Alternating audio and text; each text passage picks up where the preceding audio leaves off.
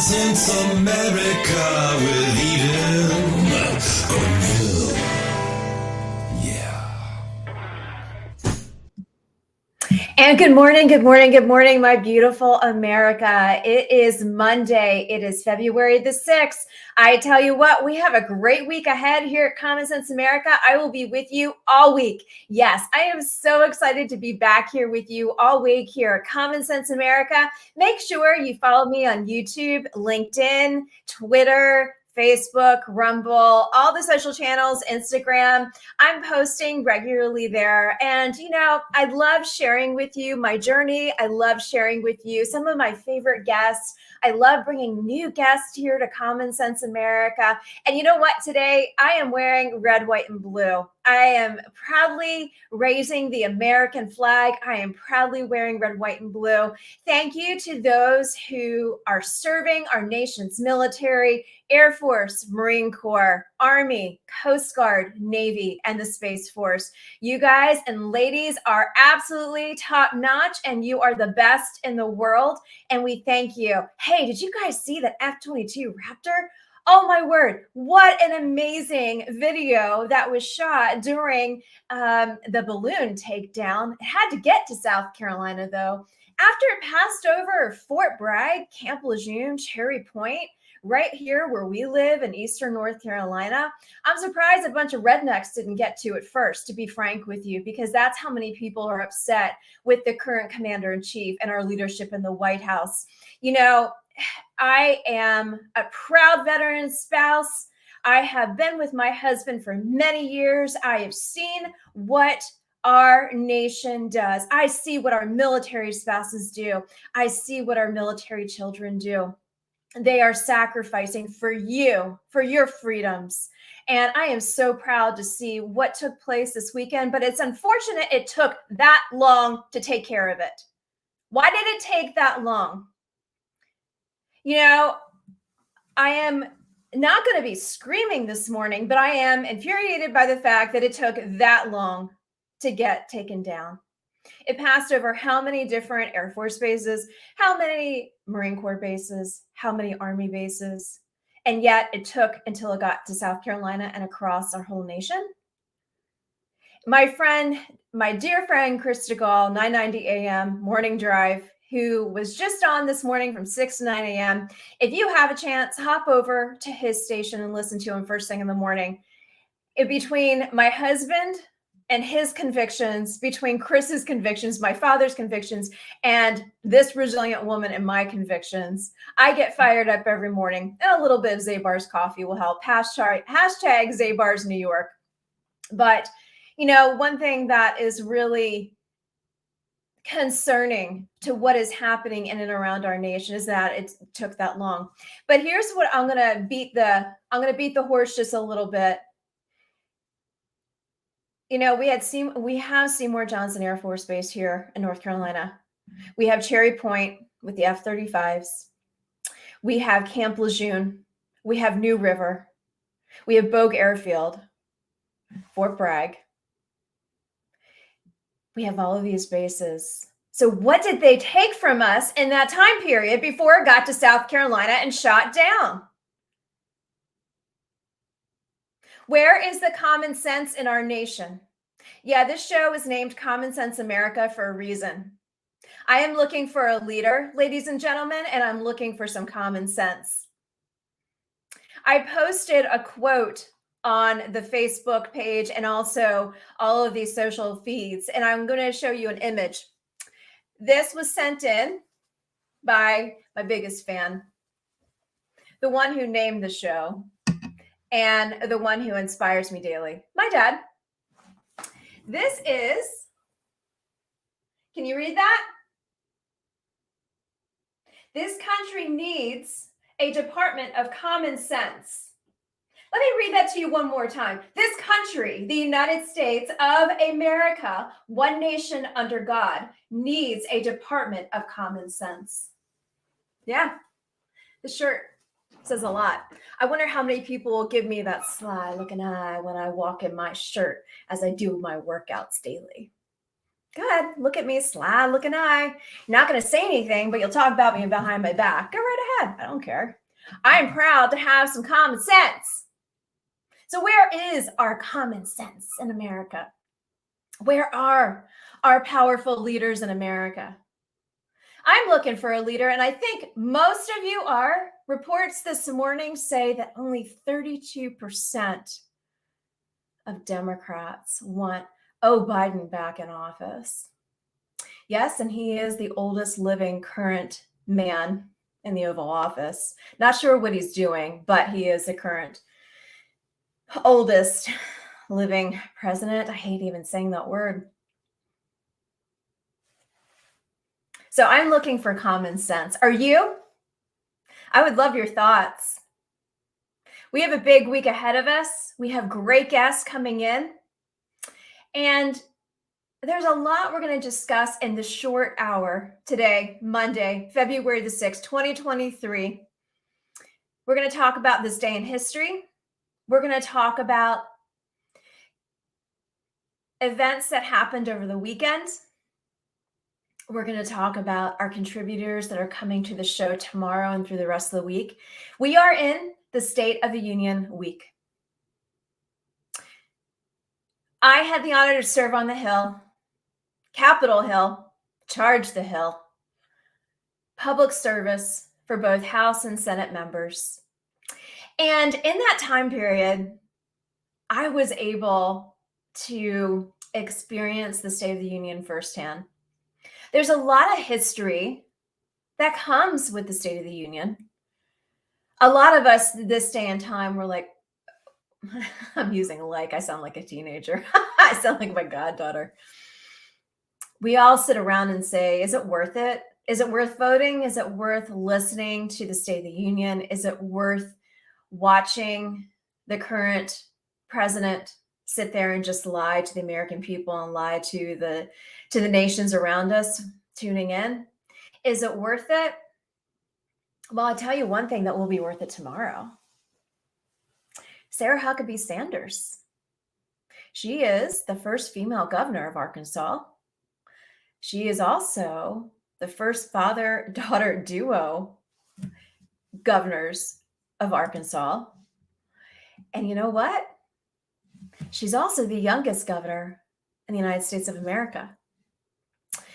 And she will be giving the Republican response tomorrow for the State of the Union.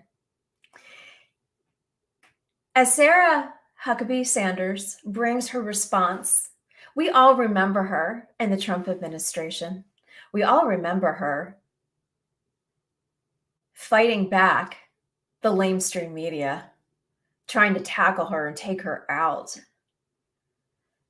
We all remember her leadership in the communication space. We all remember her as someone on the front lines, taking a lot of arrows, midday, spiritual, but it also happened. But we also remember someone who spoke eloquently, who loves this nation, who will fight for this nation, who is fighting for this nation, and who's truly a professional strategic communication strategist and communicator. Don't see that from the White House press office. Haven't seen that in a long time. I got on Twitter this morning. I'm back on Twitter. During my time in the Trump administration, I went off of Twitter for many reasons. And I went on Twitter this morning and I decided to type in common sense. Over 700 tweets had been posted in that short period of time on common sense. Our nation is looking for common sense. Our nation is looking for a leader. I'm going to read a couple of these tweets to you about common sense. Join me, if you will. Retired Mike Flynn. It's sickening, General Mike Flynn. It's sickening and for most Americans, frightening. We seem to have lost all common sense. He also said he referred to the DC Drano on Twitter. It is absolutely wild and outrageous. It is also dangerous. The U.S. faces grave risk. Wake up, everyone. He's referring to the DC Drano's February 1st tweet. Absolutely wild that President Trump got impeached for a phone call to the Ukraine. Yet Biden's family can partner with biolabs, oil companies, get rich, i.e., Biden crime family. I'm inserting that one. And then send $100 billion in weapons to utterly destroy the nation instead of negotiating peace. And he gets a pat on the back. Going back to General Flynn, it's sickening and for most Americans frightening. We have seemed to lost our common sense. Bill Spadia, radio host for Jersey. Great man. We are fighting the madness in New Jersey. Come join us. It's about hashtag common sense.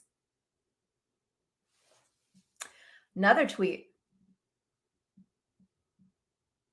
Matthew Loop. I've never backed down. Cheers to the few who saw through the lies from the start and stood up for logic, common sense, and personal freedom.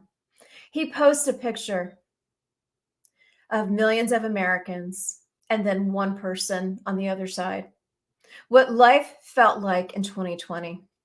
And that one person is telling millions of Americans, we were all wrong. We need to start standing up for common sense and our personal freedoms. Sarah Huckabee Sanders said, she was talking about how we need to have common sense. Common sense. She said, I'm honored to have the opportunity to address the nation after the State of the Union on Tuesday, tomorrow. What America needs and what Republicans are offering is a return to common sense and a commitment to the ideals that made America the land of the free and the home of the brave. We need to return to common sense. Here at Common Sense America, this week, we have amazing guests that I get to bring to each and every one of you. Follow us, subscribe, comment on the YouTube channel, Common Sense America with Eden Hill. Hop over to Instagram, comment on some of my clips. Hop over to LinkedIn and join the conversation. Hop over to Facebook. Now, I know Facebook has been monitoring me a little bit closer recently. So hop over to Facebook. If you don't get bumped off, hop over to Twitter. Join the conversation. Talk to me about what you think that we need as a nation. A new leader, more common sense, stronger military, stronger defense. It seems like it's been weakened in the time that Biden has been in office. One thing is for sure, I'm all about the red, white, and blue. I'm all about our family, our military, our God, and our country, not in any specific order. As I wear the red, white, and blue, I'm also remembering on this day in history. Today is Ronald Reagan's birthday. And as we head into President's Day, which is coming up, I believe it is Monday, February the 20th, I'm going to wear red for our presidents, red, white, and blue for our presidents, honoring those who have already served, who have gone before us. But also, health-wise, I'm wearing red in honoring of those to protect heart disease, to be with those who may have heart disease, to the women out there, wear red. I remember Mrs. Bush doing that during the second Bush administration. So we're going to be wearing red. And also, it's Valentine's Day. It is the month of love, and I'm thankful for the love of my husband, the love of our family, the love of our community, and most importantly, the love of God. So I'm going to take a quick break, and then we're going to start talking about some of the State of the Union. We're going to talk about a very special story that happened over the weekend. So, a couple of friends tagged me in it on LinkedIn, the Four Chaps Day, honoring four chaps. We're going to talk about that. We're going to talk about State of the Union history, some of my favorite stories running through the halls of Congress, and we're going to be talking about our upcoming guest for this week. We're going to take a quick break, and we'll be right back.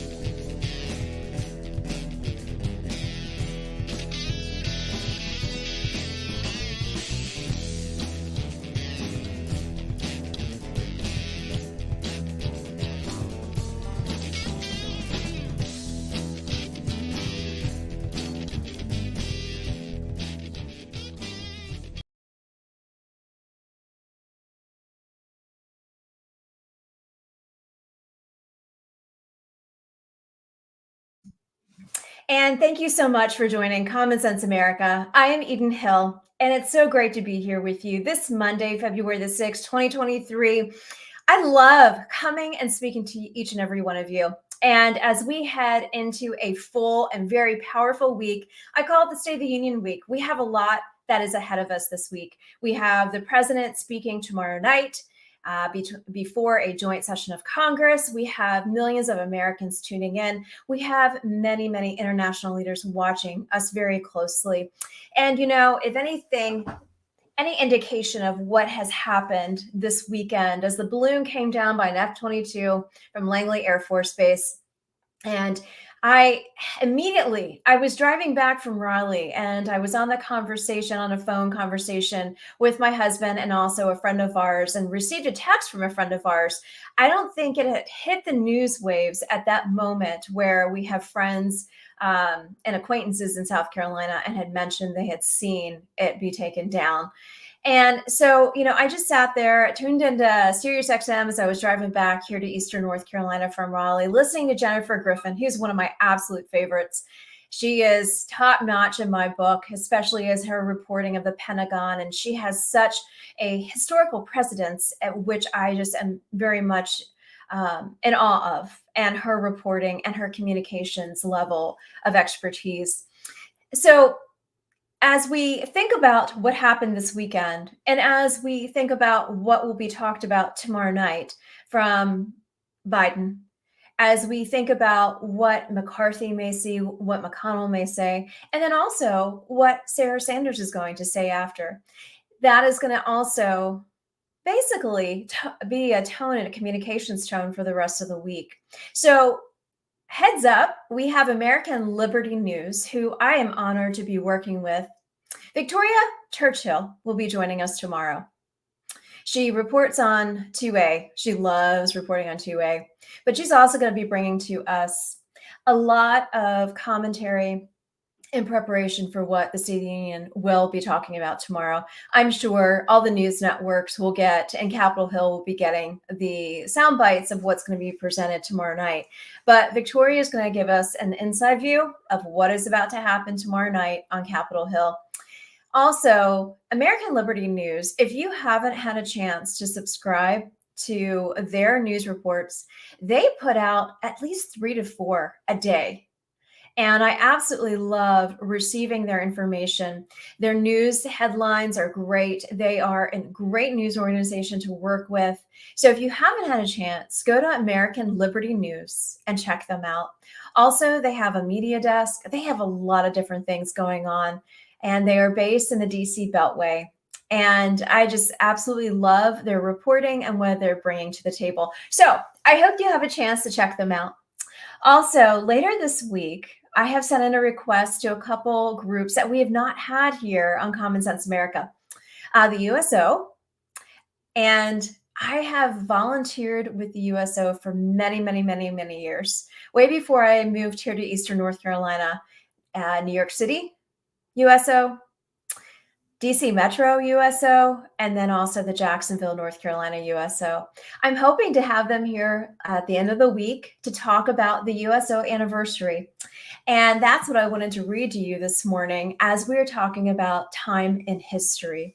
So, on this day in history, we also, well, let me go back to that for a second. USO, we will talk about in a second. I also have pulled up here on this day in history. So let me do that first. Today is Monday, February the 6th.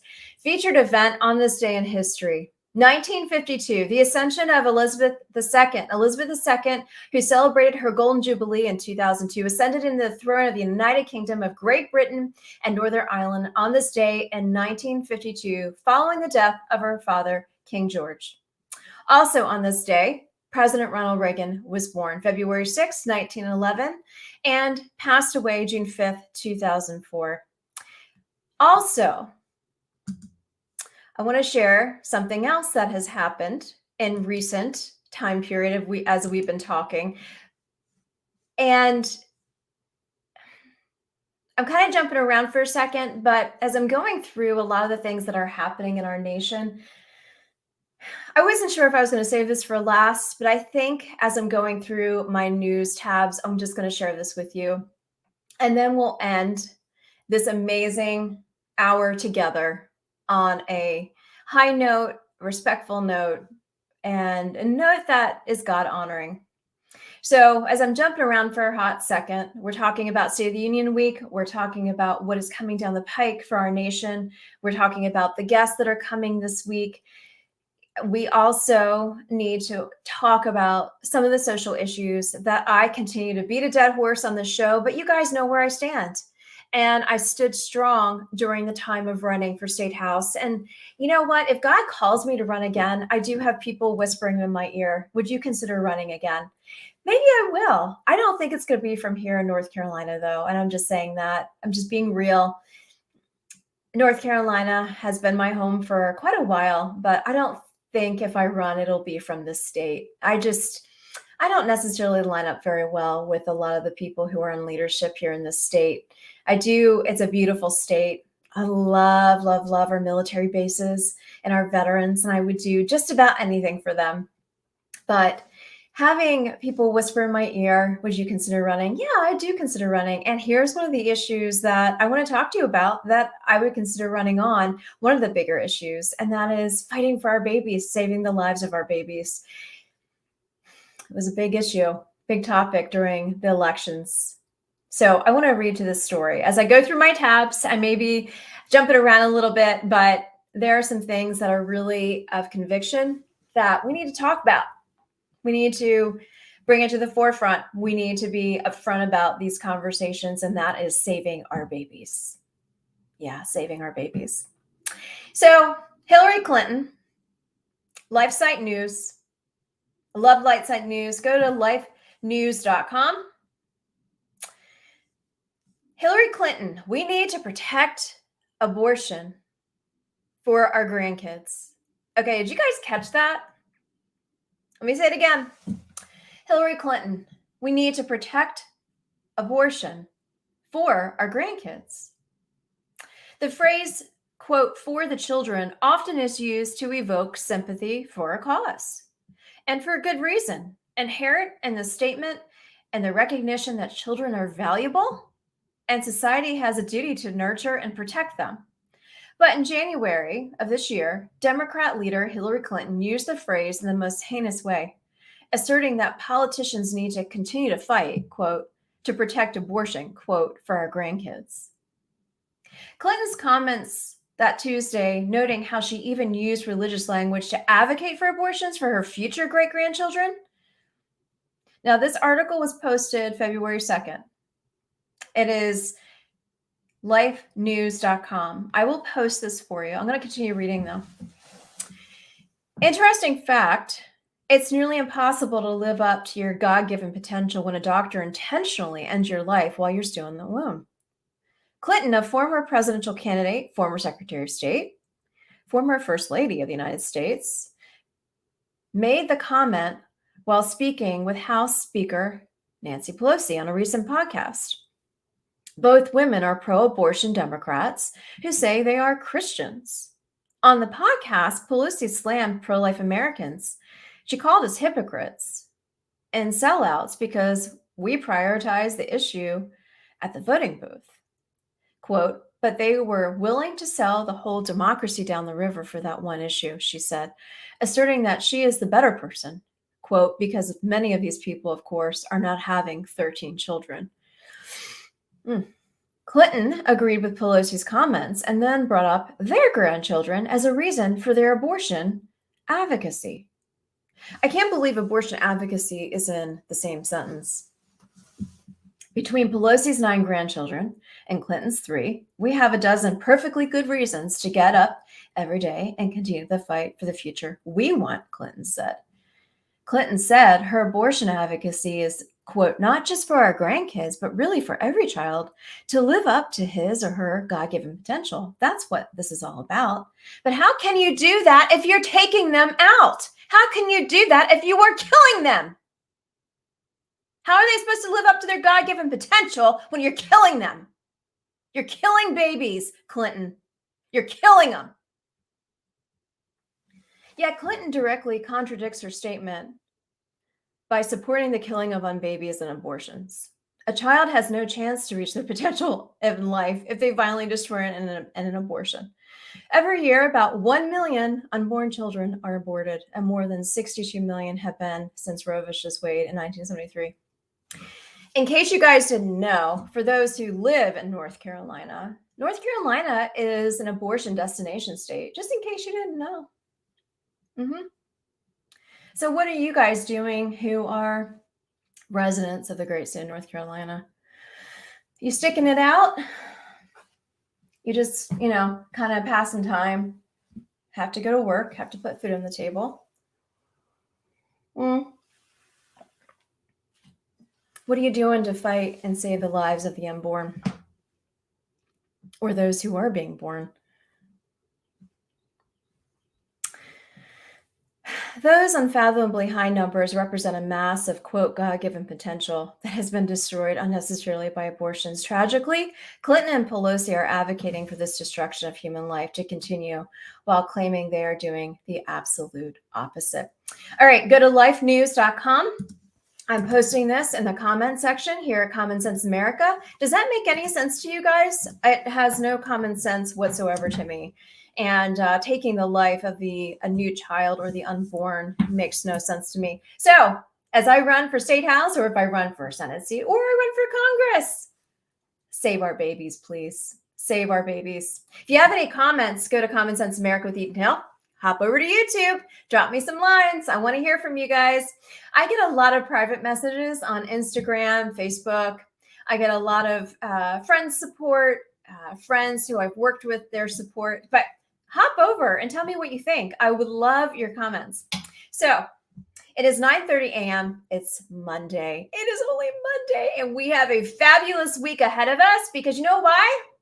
God made us. He put air in our lungs to breathe. He gave us a brain for common sense. He gave us eyes to be able to see his beauty. He gave us ears to stop, be still, and listen. There's something special about that, people. So we have a great week ahead of us.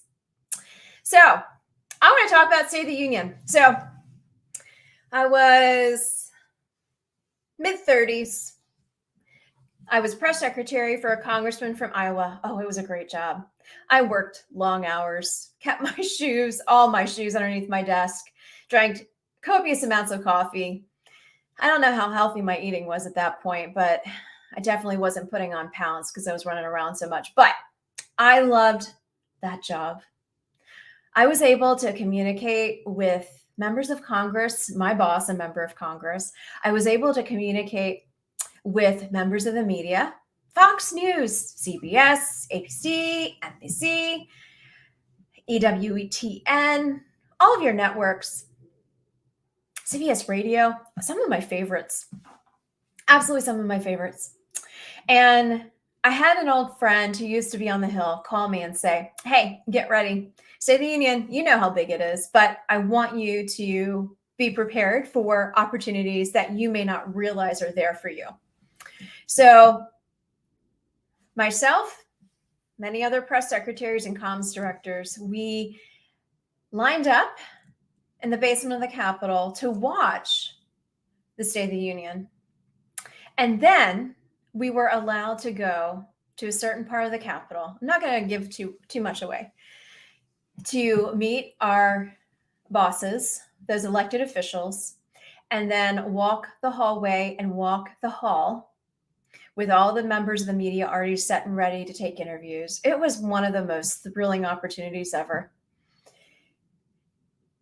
The member of Congress I worked for, very conservative, fought for so many tough issues. And I got to stand right next to that person with my notepad, my pen, my paper, my hair up, my heels, with my BlackBerry. Yes, this is the time period, and my cell phone.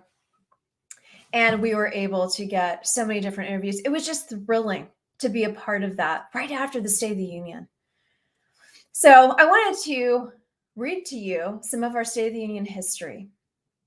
For those young Hill staffers who are looking to do communications, for those who are in college, dying to get on the campaign trail, dying to go to the Hill, for those who are graduating from high school and are ready to charge the Hill, come see me. I was one of them.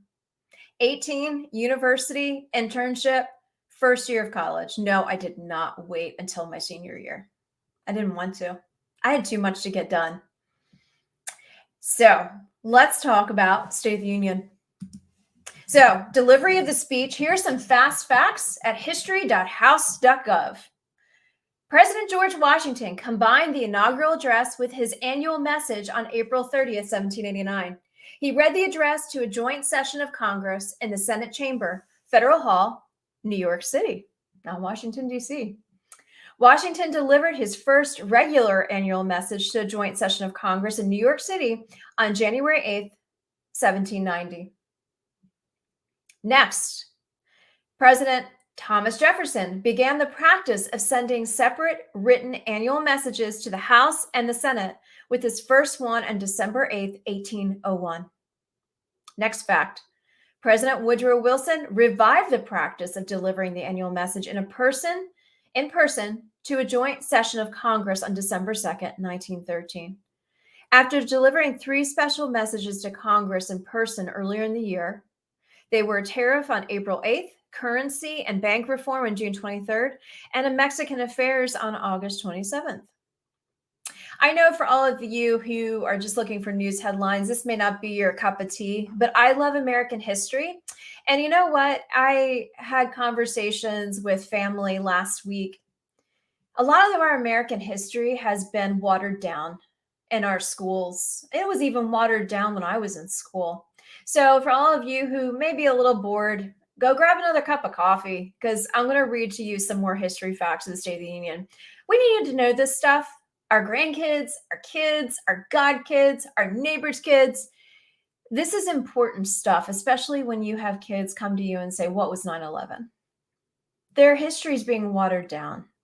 So let's talk about it. Next fact. Some presidents have sent a written annual message or State of the Union address rather than delivering it in person. These include President Woodrow Wilson, Calvin Coolidge, Herbert Hoover, Franklin Roosevelt, Harry Truman, Dwight Eisenhower, Richard Nixon, and Jimmy Carter. And that's where it ended. President Ronald Reagan's State of the Union address for 1986 was rescheduled because of the Challenger disaster that took place earlier in that day. Topical speeches. You guys ready for this one? Several recent presidents have chosen not to send or deliver a formal State of the Union address during their first year in office, preferring to deliver more special messages to Congress on various policies and topics. In 1981, it was Ronald Reagan on economic recovery. I wonder if we should go back there and look at that. Maybe some of our leaders in the White House will consider it and consider humbling themselves. 1989, President George H.W. Bush on building a better America. 1993, President Clinton, economy. 2001, George W. Bush, economy. 2009, economic crisis, Obama. 2017, economy, Trump. And 2021, build back better, Biden. 2 messages in a year. And we'll end this on the facts of the State of the Union. I may give you a couple other sources. In a few cases during a transition between administrations, there have been 2 State of the Union messages in a single year. In these cases, usually one message is in writing while the other is personally delivered by the president before a joint session of Congress. President Harry Truman, written message, and Dwight Eisenhower addressed before Congress in 1953, and then President Dwight Eisenhower, written message, and John Kennedy addressed before Congress in 1961. Also, if I go over, I don't know if any of you are familiar, you may be, Congressional Research Service. It's where all things are housed. And they've updated this document, January 24th, 2023, History, Evolution, and the Practices of the President's State of the Union Address, Frequently Asked Questions. And here's a summary. The State of the Union Address is a communication from the President to Congress in which the Chief Executive reports on the current condition of the United States and then provides policy proposals for the upcoming legislative year. The address originates in the Constitution, Article 2, Section 3, Clause 1, which requires that the President shall from time to time give the Congress information of the State of the Union and recommend to their consideration such measures as he, and maybe they should change it to he or she, shall judge necessary and expedient. Just saying. Over time, the State of the Union Address has evolved considerably. The President's State of the Union Address was known as the President's Annual Message to Congress until well into the 20th century. Presidents George Washington, John Adams delivered their message to Congress in person, but President Thomas Jefferson abandoned the practice as a monarchical and time-consuming sending written messages instead. I did not know that. This precedent was followed until President Woodrow Wilson personally appeared before Congress in 1913. President Franklin Roosevelt adopted Wilson's practice of personal delivery, and it has since become a contemporary tradition. With the advent of radio in 1923, television in 1947, and live webcasts in 2002, coverage of the address, it has gained greater importance by providing a nationwide platform for the president. In recent presidencies, The annual State of the Union address is typically delivered by the president at a joint session of Congress on an evening in late January or early February. Some presidents, however, have chosen not to deliver the State of the Union address in the January of their departure from office or the year they were inaugurated. Since 1981, though, presidents have addressed a joint session of Congress closely followed their inauguration, but not as an official State of the Union address. As the address is now broadcast and webcast to a primetime national and international audience, it serves several functions: as a report to Congress and the nation on national conditions, as a platform to announce and rally support for the president's legislative agenda for the coming year, and as a unique opportunity for the chief executive to convey a vision for the nation to Congress and the American people, to ensure basically a continuity of government. One cabinet officer and in more recent years selected member of Congress are absent from the Capitol during the address.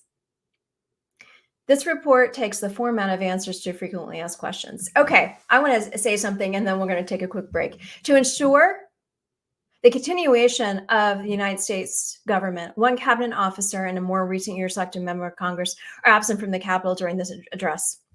Yes, they are absent just in case our nation would come under attack during that time period. Not all elected officials would be in one room altogether to preserve the government, to preserve the United States of America. So on that note, that is from our Congressional Research Service informing the legislative debate since 1914. Yes, I had to walk over there all the time during my time on the Hill. I learned a lot. And I hope, and just reading that to you in the short time, you picked up just something.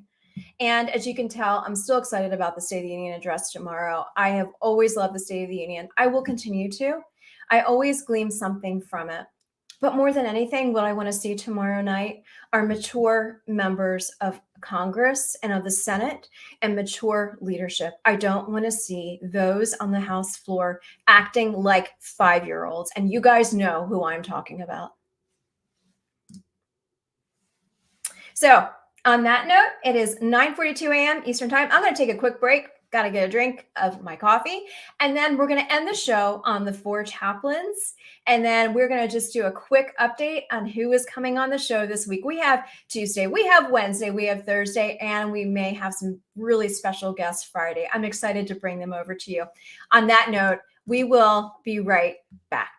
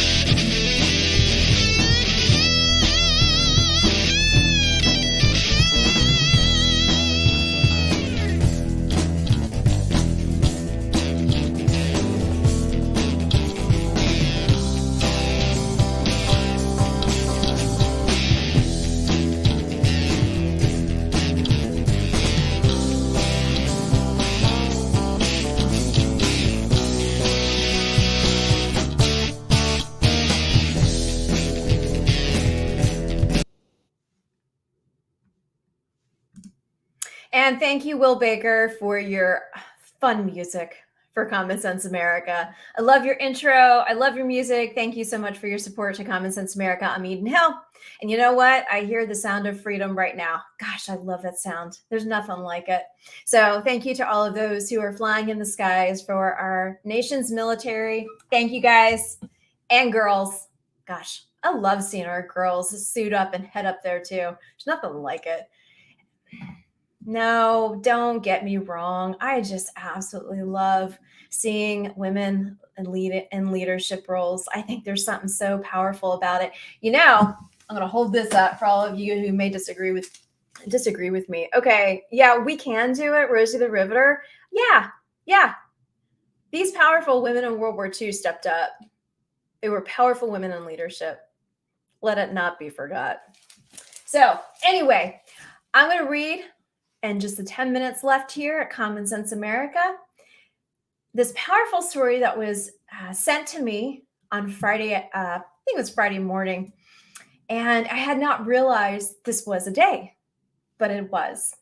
And I thought, let's talk about it this morning and share a little bit about it. And that is for Chaplains Day. Thank you to the founder and president of Military Java Group, who is based in Hendersonville, North Carolina. They wrote, 3 February 1943 at 12:55 a.m., the troop transport SS Dorchester, carrying 902 souls, is struck by a torpedo fired by U-223. In less than 20 minutes, the Dorchester would slip beneath the Atlantic's icy waters. Many were killed outright. Others, stunned by the explosion, were groping in the darkness. Those sleeping without clothing rushed topside, where they were confronted first by a blast of an icy Arctic air, and then by the knowledge of death that awaited them. Men jumped from the ship into lifeboats, overcrowding them to the point of capsizing, according to eyewitnesses. Other rafts tossed into the Atlantic drifted away before soldiers could get in them. So 4 Army chaplains are referred to, and were referred on Friday as the 4 Chaplains Day. That image I shared during my show at the beginning and during the break are of the 4 chaplains that this story is about. I read it for the first time when I was tagged in it and wish I was warned to have a tissue box, and then read it to my husband and barely got through it without crying. So I've had practice, and I will get through this without tearing up. Through the pandemonium, according to those present, 4 Army chaplains brought hope and despair and light and darkness. Those chaplains were Lieutenant George L. Fox, he was a Methodist, Lieutenant Alexander D. Good, Jewish, Lieutenant John P. Washington, Roman Catholic, and Lieutenant Clark V. Poling, Dutch Reformed. Quickly and quietly, the 4 chaplains spread amongst the soldiers. They were trying to calm the frightened, tend to the wounded, and guide the disoriented towards safety. Quote, witnesses of that terrible night remember hearing the 4 men offer prayer for the dying and encouragement for those who would live, end quote, says Wyatt Fox, son of Reverend Fox. One witness, Private William B. Bednar, found himself floating in oil-smeared water surrounded by dead bodies and debris. He said, I could hear men crying, pleading, and praying, Bednar recalls. I could also hear the chaplains preaching courage. Their voices were the only thing that kept me going, he said. Another sailor, John J. Mahoney, tried to re-enter his cabin, but Rabbi Good stopped him. Mahoney, concerned about the cold Arctic air, explained he had forgotten his gloves. Never mind, Good responded. The rabbi then gave the petty officer his own gloves. By this time, most of the men were topside, and the chaplains opened a storage locker and began distributing life jackets. It was then that engineer Grady Clark witnessed an astonishing sight.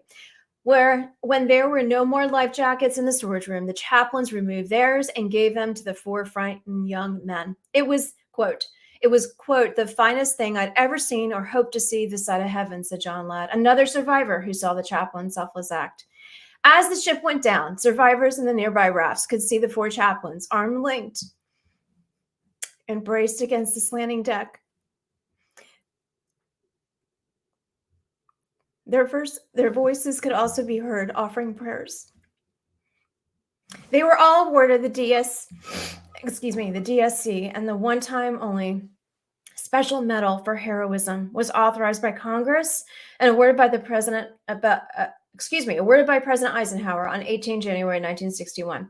Congress attempted to confer the MOH, but was blocked by the stringent requirements that required heroism performed under fire. Although I myself have a hard time understanding how being torpedoed isn't considered, quote, under fire. And then the Bible verse, John 15:13, greater love hath no man than this, that a man lay down his life for his friends. Rest in peace, God's right hands. The many comments that were posted were absolutely amazing. But more than anything, thank you to all of those who are chaplains, who serve our military, and who bring walking by faith, not by sight. So thank you to the founder and president of a military Java group who shared this with me, and for my friends on LinkedIn who tagged me in this post. Please continue to send things my way so I can share them on Common Sense America with our audience here in Eastern North Carolina and around the country, who are those active duty, military spouses, military families, and those retirees, and especially those who are serving overseas. We are grateful and thankful, but we are also thankful for the Chaplain Corps. Thank you for what you do. On that note, it is just about top of the hour. I am so grateful that you have been able to join us here at Common Sense America. Up tomorrow, we've got American Liberty News with Victoria Churchill. She'll be coming to us top of the hour, breaking it down, the State of the Union. You heard my history lesson for today, but you will get to hear what the president will be speaking about tomorrow night. Victoria is going to be breaking that down for us. And then we'll also be, talking about Sarah Huckabee Sanders and what she brought to the Republican response on Wednesday. We'll be talking about that. We'll also be having the Prime Minister, Salih Hudayar, who you guys may remember. He's coming back to the show. He's actually going to be talking about some of the things that have been happening in China, and basically a breakdown of his observations and synopsis of what happened this weekend and what is happening. I know that he and many others were protesting this weekend, so he'll be talking about that on Wednesday. And then Thursday, Turning Point USA, we have two special guests joining us on Thursday, Turning Point USA. They are from the New Bern, Eastern North Carolina area. They are two very, very well-spoken, professional high school students, 16 years of age. They uncovered something in our school systems that needs to be talked about, that the school boards and our elected officials need to know about. So you're going to be hearing from them. And then Friday, remembering everybody deployed, honoring our service members and honoring our veterans. I hope to have the USO here on Friday. I am grateful for their friendship, especially the USO in Washington, D.C., Northern Virginia. They are just an amazing group, and they have done nothing but support so many Americans and those who have served. I'm grateful for them. So until then, if you haven't had a chance to see some of my previous shows, oh my goodness, last week we had some great interviews, and the week before that. So if you want to go check out all of my streams, go to Common Sense America with Eden Hill on YouTube. Check them all out. There are so many different interesting conversations with Young Voices, with Libertas Institute, with United Women Federation of Tennessee, with the Young Republicans of Tennessee, with communications strategists. Oh, we have so many amazing Americans coming to the show. We did some really special interviews end of last year with American Humane, with also Special Operations Association of America, with the Bowery Mission, just so many great organizations out there. So until then, have a great Monday. If it's sunny by you, make sure you get out and get a 10-minute walk in today. Refresh that ticker, refresh that mind, and be prepared for the amazing journey God has in store for you. Until then, I will see you guys tomorrow. Have a great rest of your day. And thank you for joining Common Sense America. It's time for Common Sense America with Eden.